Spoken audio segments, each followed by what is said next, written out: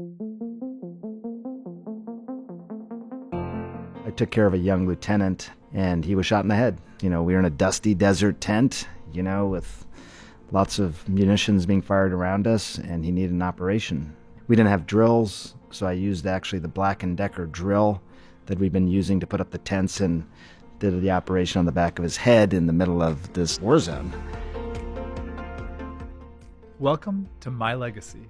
Today we're honored to sit down with Dr. Sanjay Gupta and his wife, Rebecca Gupta. Together they've built a life of purpose, compassion, and connection, and we hope that their journey will inspire you to create a living legacy and to lead a more fulfilled life. What makes this podcast unique is not just hearing from brilliant people like Sanjay, but also getting insights from the remarkable people who've walked beside them every step of the way. Rebecca's love and partnership has been central to Sanjay's extraordinary journey, and we're excited to have both of you here today. And so, Dr. Gupta, would you mind introducing your wife to our listeners? Nice. That's very, very well done, Greg. I like that.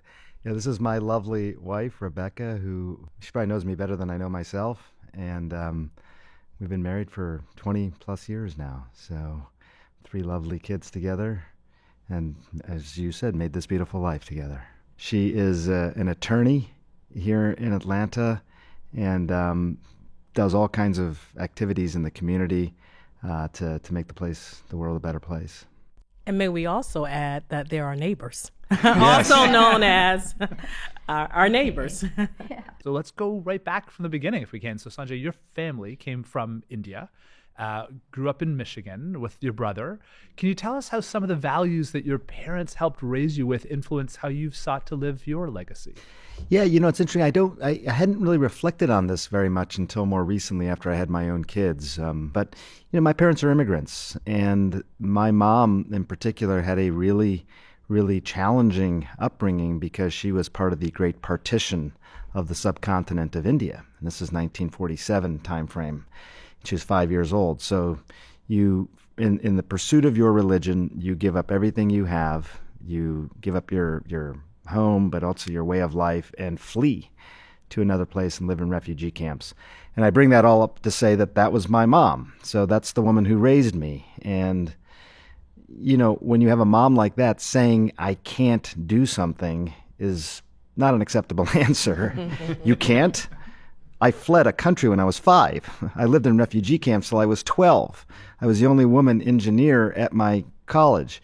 India. In India, and I became the first woman engineer at the Ford Motor Company in the United States. They never had an engineer who was a woman before that.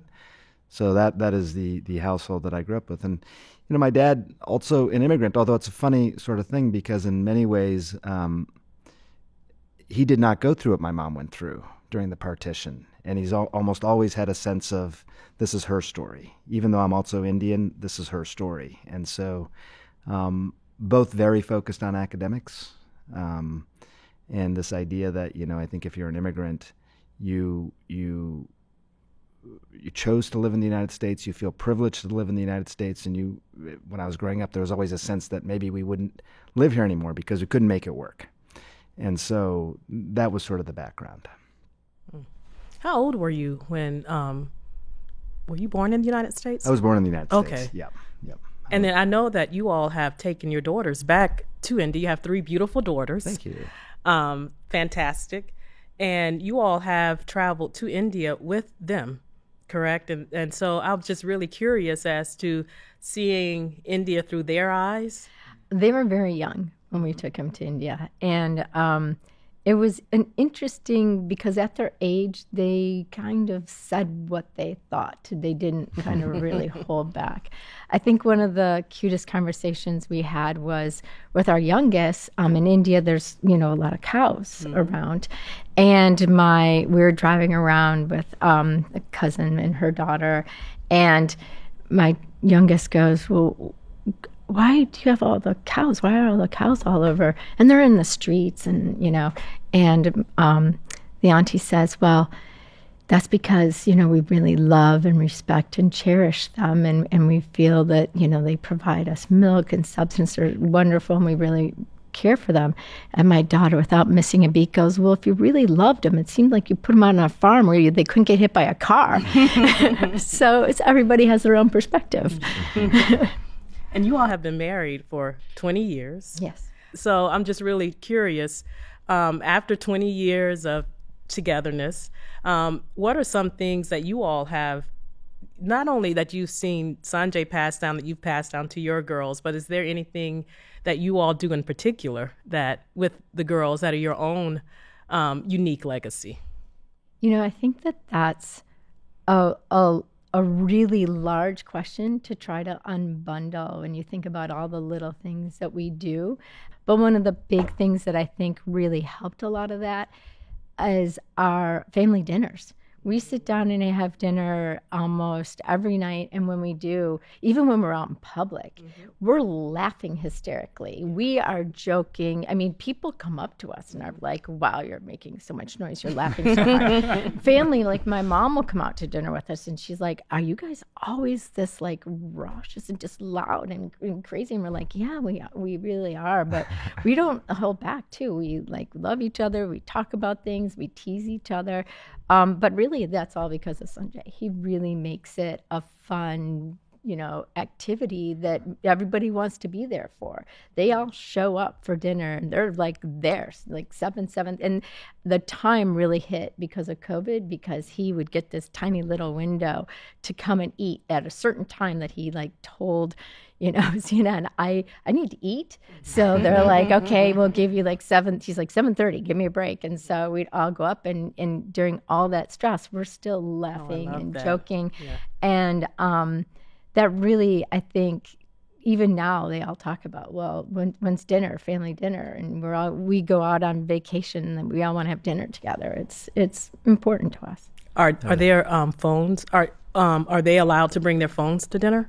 There's no phones at dinner. He's the hardest. But he knows, he follows. Practice what you preach. But we do, sometimes they're present for, I want to show you this picture or something that happened today, or sharing, but not otherwise, they're not visible or out, and if they are, they're gone. But it's never been a problem. It was very interesting, not to make this a data analytics thing, but there was really good data on families that dine together at night. You may have seen some of this data, but the likelihood you were not going to suffer from a mental illness, the likelihood you were going to go to college, the likelihood you would not end up in prison, likelihood you would not take drugs, were so directly correlated with having dinner with your family every night, or most nights at least. It's not why we started doing it, because we just really enjoy being together, and to have that time to check in a non-threatening way. You don't have to make eye contact. You can sort of ask questions like this. It just turned into a really nice thing for us. And we've learned over the years, like, we're not going to talk about one person's bad test score. We're not going to, we keep it. Sometimes I get kicked under the table if I start to bring that stuff up. I know that feeling. I appreciate it. That's true. Rewind. What did I just say? Yes. Rebecca, could you share the story of how you all met, and in a 20-something Sanjay when he was in medical school and you were in law school? It's kind of funny. So, it's a little embarrassing. We met through a mutual friend at, but you're in college, your social time is often spent like at bars. And so we were at a bar, and somebody who knew us both was like, hey, you got to meet. And that's how we met. And it took a while from there. We were just friends. It took a while from there before we started dating and that kind of thing. But that's more typical to college, I think, and more typical to a lot of relationships. Not everybody is like love at first sight. It's more like you get to know each other, and then, maybe we should date. Wait a second, you said it wasn't love at first You sight? have I feel like I was just insulted. And Sanjay, I bet you have some analytics. So are those who are friends first, do they tend to? What is the science on that? Well, I don't know. In my anecdotal case of one, it worked out all right. So was it love at first sight for you? Pretty high on that scale, yeah. So much higher than hers to me. It's interesting. I think I don't have the the statistics or anything to back me up on this, but I think men tend to have more visual, like when they're attracted, and women are more intellectual. All of the men are. Did you see them? They're like they're shaking their heads eagerly, and Martin is shaking too, but he's trying to. What do you think, Martin? No. Yes. Look, I think the way you interpret that can mean we are neither smart nor good looking. Took a while on the intellect side too, to be honest. Or we smile and nod very well, right? That's right. That's right. Well, what is the secret, though? The two of you have been happily married for 20 years and extraordinarily demanding lives. Like, let's just call it what it is. Like, you're on television, as you said, you're whisking back for dinner. Yeah. You've America's Doctor. You run your own law firm, Rebecca, for goodness sakes, and raise 3 daughters between the two of you. Like, how do you stay connected? And she's very involved in the community as well. Yes. With, Absolutely. and So I'm asking this, like, not just for our listeners. I'm asking this for myself, my wife, sure. we got 3 kids. How do you stay connected as a couple? Well, one of the big things, and again, I give Sanjay credit for this, we go for walks. Whenever we had a chance, we go for a walk together. Sometimes, for a long time, I was running, but even when we would run, we'd spend part of that time walking and just talking and connecting. And even if it's not, like, we're not talking about really anything, like, what do you think about that color that person was wearing or something? I mean, it is... it just gives you that time to connect, and now we go for walks. when you all do spend time together, are you all able, because with your schedule, his schedule, the girl's schedule, do you all have a lot of one-on-one time with the two of us, or would you say you all have more family time together when you're... What's a lovely thing about teenage girls is they don't necessarily want to spend a lot of time with us. They want to be somewhere in our, orbit. Yeah, sometimes we'll all of a sudden get an evening free, and we'll say, "How did this happen?" Are you a romantic, or like what's your demeanor when you guys want to have a chance to connect? Yeah, I'm probably more of the romantic.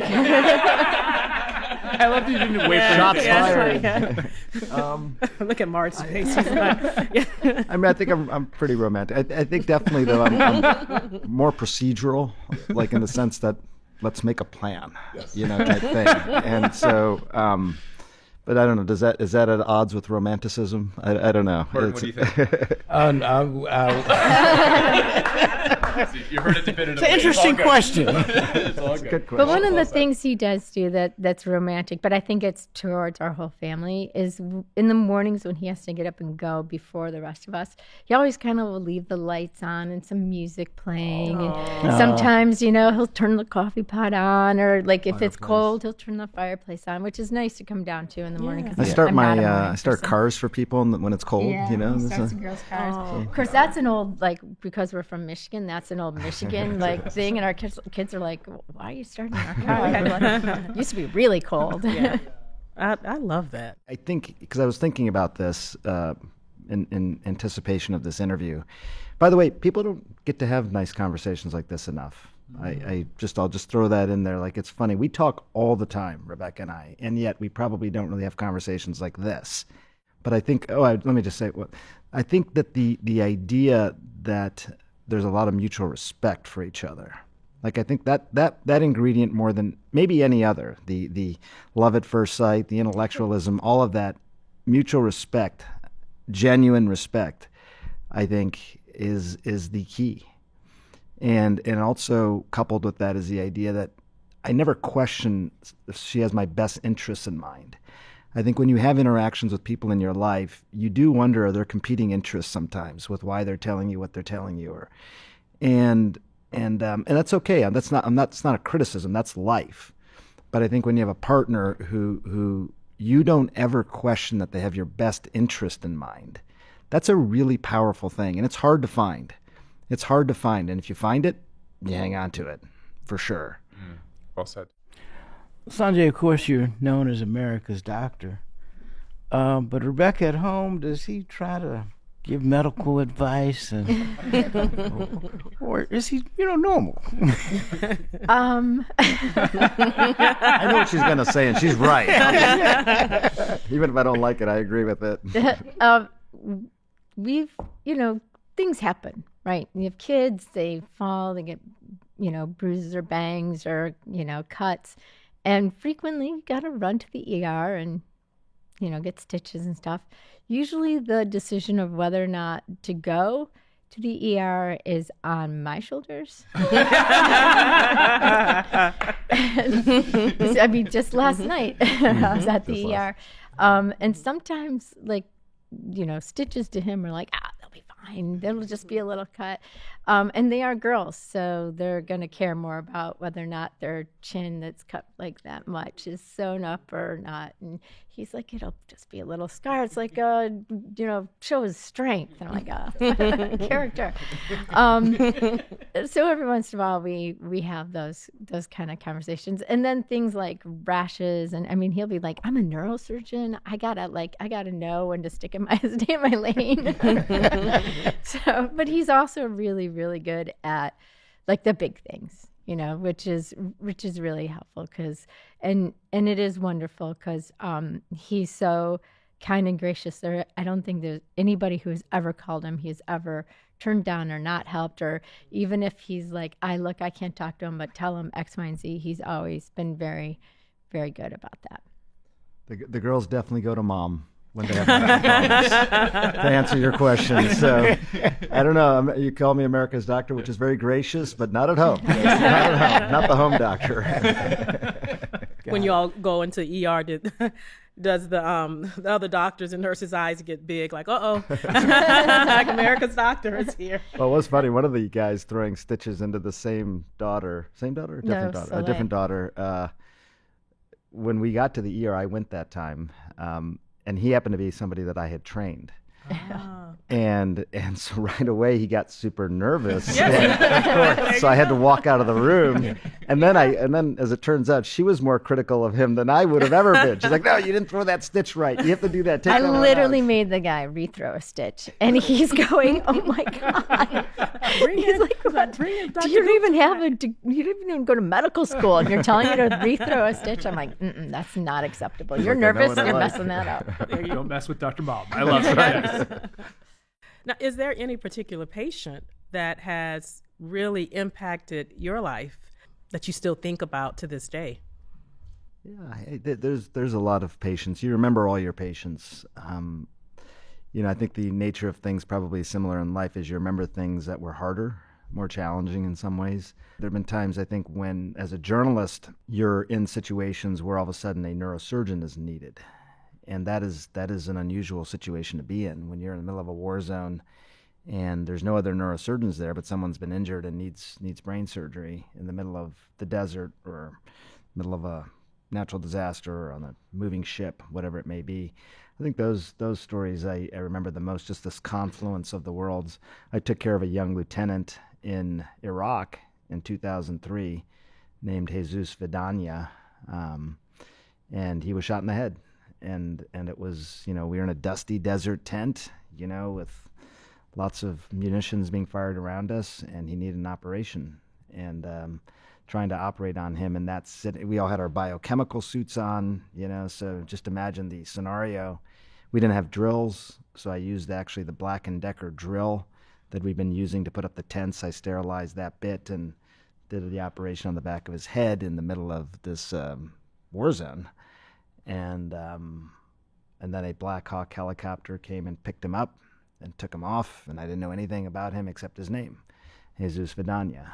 And he's the MacGyver of neurosurgery. He said he's not even giving himself enough credit. Like, they took an IV bag and cut it open because they didn't have anything sterile, and he knew the inside of an IV bag would be sterile so that he could protect the wound, because it's a desert and there's dust and dirt everywhere, even inside the operating theater. So, he doesn't really give himself enough credit on that one. And there's others that, especially during that time, that he helped that nobody will ever hear those stories, but they're incredible. And if I may interrupt, because I actually know a little bit how the story ends, he survived. He survived. You're like, you got to tell that part of it also. Oh yeah, it's incredible. So I was back home. I'll just tell you because you'll appreciate it. And I get a phone call one day, and the area code is 619, which I recognize as San Diego. So I answer the phone. And he's like, "Oh, hey, is this Dr. Gupta? I have an update on one of your patients." First thing I thought is they got the wrong Dr. Gupta. So I said, "I think you got the wrong guy." As it turns out, there's a lot of Dr. Guptas. He goes, "No, I think did you remember operating on Jesus Vidania over in Iraq? And I remember thinking to myself, yes, of course. How do you forget operating on Jesus in the middle of the desert? It's like this really sort of metaphorical thing.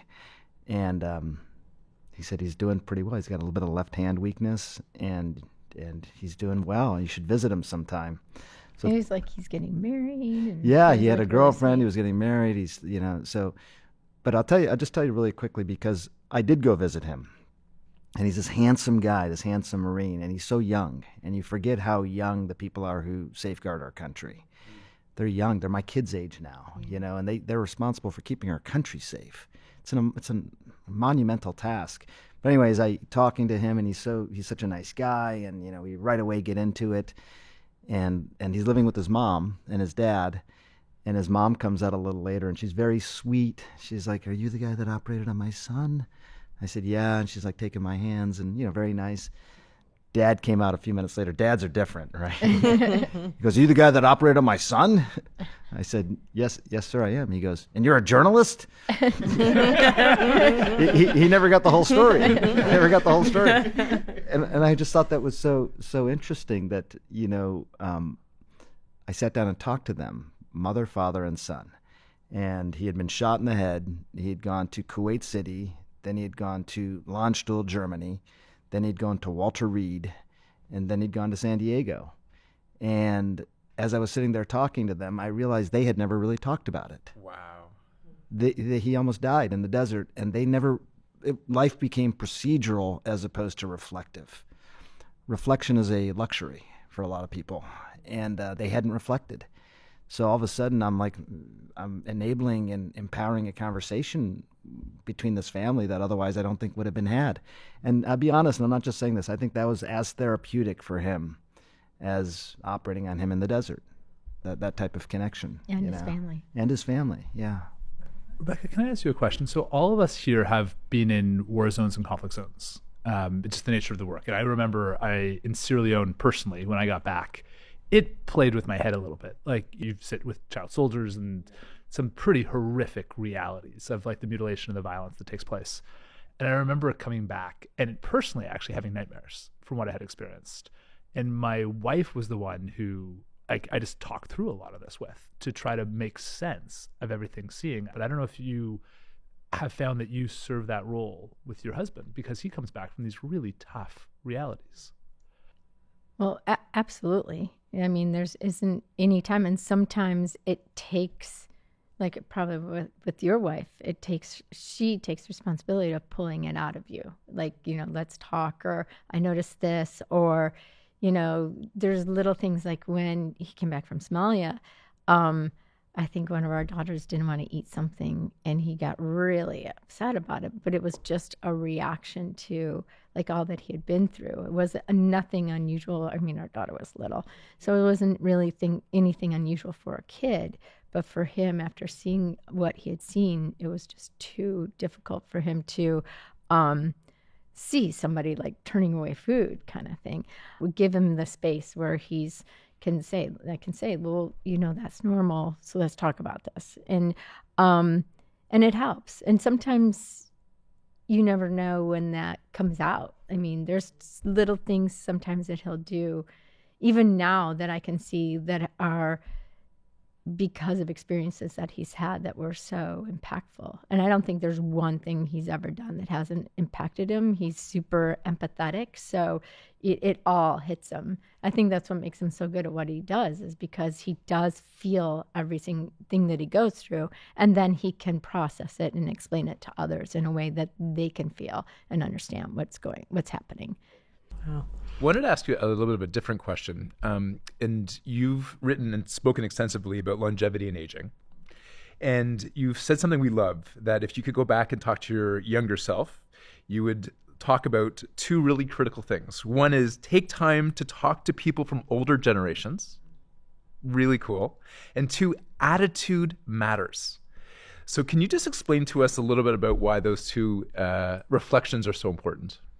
Yeah, I think when it comes to talking to people of older generations, I think there's a sense that you have to experience many of these things yourself, and I think there's a lot of truth to that. One of my favorite books is Siddhartha by Hermann Hesse, and I think to distill that message down, it's like there are a lot of lessons to be learned in life, but some of them you just have to learn yourself.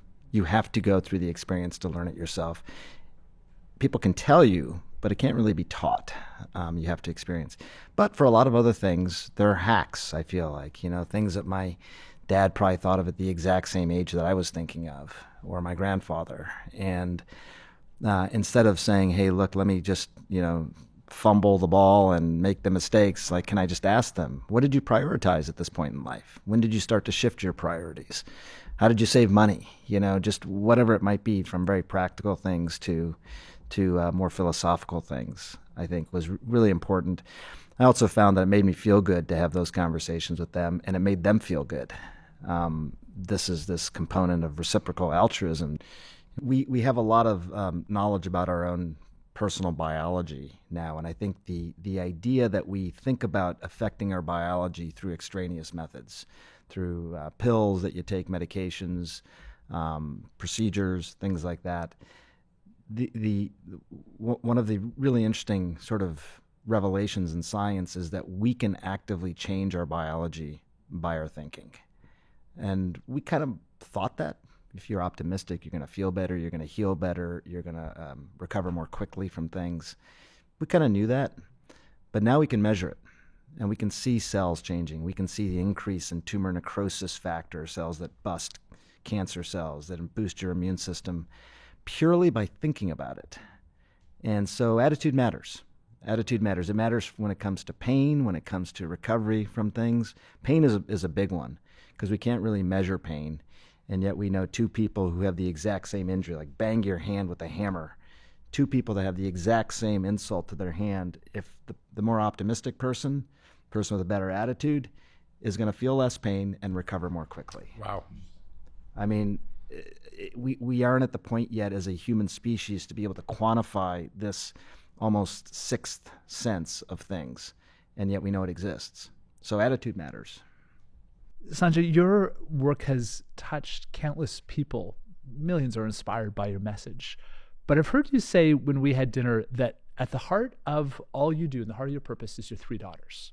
So how has being a dad affected how you think of purpose and legacy? Not only a dad, but a girl dad. Teenage girl dad. It does make him reach out to boys a little bit, like, "Hey guys, what you doing?" No, it's a great question, and then again, I'll just say this is what's so nice about these conversations, because I think life moves so fast, you don't often reflect on that sort of thing. It's just my life. I'm a teenage girl dad, and so the idea of how it changed me, I don't know what to compare it to. I don't know what I would have been like had I not done this. But I will say this: it feels very natural. I feel like there's times when I've said to Rebecca, I feel like I manifested my destiny in a way, that this was how it was supposed to unfold. So that's a good feeling, as opposed to feeling out of sorts or like something doesn't work or belong. I'll be honest. I think a lot of people think about their legacy, and I think that's important to the extent that it drives them to do good things in the world. But to think about yourself in retrospect, generations down the line, who knows? We live in a really flimsy world, and people's attitudes and belief systems and all these things change. So all that to say, we don't think about legacy in a conventional sense that way, except when it comes to our girls. They are the legacy. That's it. What do you love most being a girl dad? What gets you up in the morning having that wonderful title? They challenge me, and they really. Tell us. Well, Come on. I think when you're we need to understand this. When you're a neuroscientist, I think part of what drives you is that you're consistently trying to find logic in the world. And there are things that are just, they defy logic, and you have to get comfortable with that. You have to get comfortable with the uncertainty. So, the idea of walking down into the kitchen in the morning and never really knowing for sure what you're going to get it's wonderful if you lean into it. Yes. If it scares you, then you got to readjust. But you got to. Mark's got 2 daughters, so I I've think got he's 2 asking. daughters. Yeah, I was asking about very personally here. And we've got one amazing daughter here among the King family as well. Sanjay, on your podcast, Chasing Life, you've explored the effects of social media on kids, even going as far as interviewing your daughters, who you call the real experts. How do you and Rebecca help them navigate a healthy balance between social media and real-world connections? I will tell you one thing that I found interesting, though, is that they did this camp over the summer where there was no phones allowed. And it was a couple weeks, right? Yeah, they always did that every summer. And they come back super happy. Super Yes. happy from this. And I made the observation that, hey, this thing that you are using all the time, you didn't use it at all, and you're super happy. And my youngest, who's, I think, a very wise child, she said to me, it's called social media. And I said, I get it. She goes, I was totally social. I had all these people my own age. I was with them all the time. I was interacting in a social way. That's what I'm really trying to do. But in the United States, many households have become more siloed off. And so having that type of village social interaction, all the kids playing together in the street, or on the playground, whatever, that you don't see that as much. So it has filled a gap for them. There's problems, and I think, the devices are designed to be addictive in a way, but it does at the same time serve a purpose that I think is very human, evolutionarily. Like they want to be together. If they can't be together physically, then they want to be together virtually, digitally. And that feels different to them, I think, than to us. I mean, since they were raised with it, and we're just like you all, like we're trying to balance between the two, because just taking it away is not, they won't be prepared, they're not prepared for a digital world, and they are using it also sometimes in a way that is connection. And I do think for us, connection is all physical, but perhaps since our kids are being, they're nurtured in a digital world, part of their connection is social, like digitally. And you'll notice a big difference when they start driving, because then they can go and be social, where that is such a huge difference in our society too. Like it's when it becomes the parents' responsibility to get them here, get them there, they spend less time. We're controlling it too much, and so they spend less time, like I said, having those study groups or doing those things. And when they do have that autonomy to go out, meet a friend for coffee and go over, history or something, they start doing it. And the phone and the social media becomes less and less and less. I'm smiling at my husband across the table because we're seeing that already, literally with her and license. Suddenly you're like, wow, well, I mean, because we have all this technology that tells us how much time our kids are on social media. And we look at our daughter who's in college, and now she's living with her sorority sisters, that kind of stuff, and she's rarely ever on it, and she used to be our biggest person on it. So it's a social thing for I'll sure. tell you 3 quick things that Rebecca came up with, as far as if people are thinking about social media for their kids. One is that we made an agreement that we actually could have access to their accounts. So kind of the ability to lurk. Now, we didn't really do it much, but they knew that we could. Number 2 was, and we every now and then we would peek in to see what was going on. Number 2 was that no friends online that you couldn't touch in the real world. I want to be able to touch that person physically, or is this somebody who's totally made up? Right. And the third thing, which Rebecca mentioned, is that your technology allows you to monitor screen time. So you can get indicators that there's too much screen time being used on Snapchat or Instagram, and it can even cut off after a certain amount of time. So, those 3 things, again, it's a brave new world for everybody when it comes to this, but I think they've worked well for our 3 teenage girls. Yeah, we did have a cutoff at a certain time at night and turn back on at a certain time in the morning. We do that, Yeah, because sleep is really important. Exactly. And it is hard when they're up studying or need to get the, lost that paper or something that they want to reach out. I think technology and social media is not going to go away. It's learning how to make it work for you and thinking about what is the main reason that it is in our lives, and then how do you work around that. So in a culture that is so focused on, chasing happiness, we often overlook what truly makes life fulfilling. So in your view, what creates a life of real fulfillment? I'll make my answer very simple. I feel like I got really lucky in life. And I don't know that I deserved it, but I got lucky. I have a great life. And I think my fulfillment is to constantly be a source of good energy for people. Wow. To just It walk shows. into every situation, every interaction, and sharing good energy is a really powerful thing. It's not as objective as money or something like that, but just to bring good energy to someone's life. And because I was blessed with it, and so I want to give it away. I also think, as I talked about in the book, that there is a component of reciprocal altruism there. It feels good to do good. This seems almost anti-evolutionary in a way, because it was always the survival of the fittest and everything. So, got to keep mine, but yet we evolved as humans to feel good when we did good. Like, where did that come from? And it's true. I think everybody would agree. Anybody that if you do something nice for somebody, you actually feel really good about it. And so that's it for me. I don't think a lot again about legacy, but the idea that genuinely bring good energy into every situation, make people feel good around you, take the time to listen. Empathy is not a weakness. Empathy is sometimes seen as a weakness nowadays. When did that happen? It was always a strength when I was growing up, but now it's almost seen as a weakness. So change that narrative. Well said.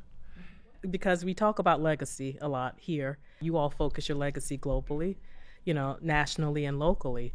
What are some things that we talked about your family, which certainly is your legacy, but also how do you spend you all's time? Are there any particular projects that you want to talk about or share?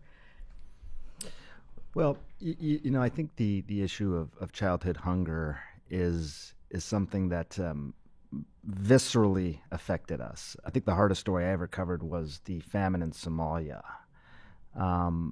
and there's 100,000 children who starved to death, and you think, and this was 2011, I think, time frame around then. So in this day and age, that happened. And you think we know how to do drought-resistant agriculture. We can send Amazon packages to anywhere in the globe within a minute, and yet children are dying of starvation. So that was quite striking, I think, for me. And I had a really hard that was harder on me than conflicts and natural disasters, because it seems so preventable. And then you came home and you realized that about 12% of children in the United States go to bed food insecure, so they don't know when or if they're going to get another meal. And at the same time, we waste 40% of our food in this country. This is a math problem. And how do we not pay more attention to this math problem? Because kids are dying of starvation. We got nuclear fission to figure out. The Middle East is falling apart. Political election cycles around the world are in turmoil. Those are challenging problems. This one is not as hard. And so, we said, let's focus our attention in a place that really needs it and where we think we could objectively make a difference. So that's how we do it, I think. I have been involved a long time with UNICEF because they do a really good job at getting things in those really hard regions, or helping people when they have been hit with something like a natural disaster or war. But it's still a problem that even they can't totally get their arms around. One of the things we talked about at dinner too, which is you also get, not only is it feels good to do good, it feels good to receive good, it also, you get a dopamine rush by witnessing, someone just witnessing. Yeah, that's true. Someone doing good. So, which is what excites us too so much about the Realize the Dream initiative, just America coming together to serve. So it's helping whomever you're serving, it's helping the person that's serving, but even just witnessing service, witnessing a good act, then That's a helps really the good person point. as a witness. Here's That's a another great opportunity for your social media, is to put those out there so people Yes. can see people doing good Yes. instead of so much social media out there of people doing bad things to Yes, each other. or competing, or Yeah. Yes, division, judging. judging. Yeah. So, guys, we're so grateful for our time today. This has been such an enlightening conversation, from love to relationships to social media to raising teenagers. Sanjay, my last question is to you. Your work emphasizes the importance of small, intentional actions to create a healthy and more meaningful life. We were hoping that you could give 1, 2, maybe even 3 suggestions backed by science for our listeners on what they can do to live their best lives possible. There's this one thing that I write about in my book, Keep Sharp, which is, it's classic because I write an entire book about this topic of brain health, and then I talk to my mom about it, and she says, "Can you explain it in a couple sentences?" You love moms. I wrote an entire book, Mom. Yes. but she, what should I do? And the thing I told her, and I mean this, is that you should take a brisk walk with a close friend and talk about your problems. Do that on a regular basis. The brisk walk is important because it's the best way to actually grow new brain cells. That has the greatest evidence behind it. There's obviously benefits to the way you nourish yourselves and the activities you pursue, how much rest, but movement in particular, and brisk movement, not intense movement, is the best for actually what they call neurogenesis. Human connection. Again, this is one of those things that we've known to be powerful, and now we have data to show that you make more oxytocin, the hormone that actually draws people together when you're spending time with people you love, friends and family. But the last one was a bit of a revelation for me, which is to talk about your problems, because we have long been told it's not the number of friends you have, it's the quality of those friendships. And what makes a quality friend? Someone you can be vulnerable around. It's a hack. If you can be vulnerable around that person, you know that they're a quality friend. So talk about your problems, and it really works. That's something that we do on a regular basis, as Rebecca mentioned, to have that brisk walk, close person, talk about the problems. And I think the second thing I would just say is the idea to constantly put out good energy. Sometimes you don't even feel like it. Just do it. Do it anyway, because you'll feel better. If you didn't have good energy going into that situation, by pushing it out, you'll actually grow your own reservoir. It's a biological hack. One of my favorite things about this conversation today is that, because our listeners are listening and they can't see us, is that every time Rebecca is talking, Sanjay, you're just like looking at her and just What's lining she about up. to say? You're just like No, it's endearing love. Yeah, actually. it's like you're just like lighting up in all the glow every time. That is panic. I was like, wow, she said that well. and endearing love. Yes. I like to keep him on his toes. Okay. Well, you guys have been just such an incredible force of nature today. When we see you, we all see you on TV. You do it with such poise and empathy, and you do it with such genuine desire to communicate clearly to people who you obviously care about. And it's a real gift. It really, really is. Thank you, Mark. So I just, on all our behalf, thank you very much. Appreciate that. So grateful to both of you for being here today and Thanks. sharing your story about how we can live fulfilled lives and create our legacy every day. Thank you both. Thank you. Thank you. Honored and Yeah. humbled that you would have us. So Yeah. Thank you. Thank you very much. Thank you. Thank you for joining us. We are so grateful to have you as part of this journey. If you enjoyed today's conversation, subscribe and share the podcast with friends, family, and loved ones, and follow us on social media at My Legacy Movement. Until next time, may you find connection and inspiration to live your most fulfilled life.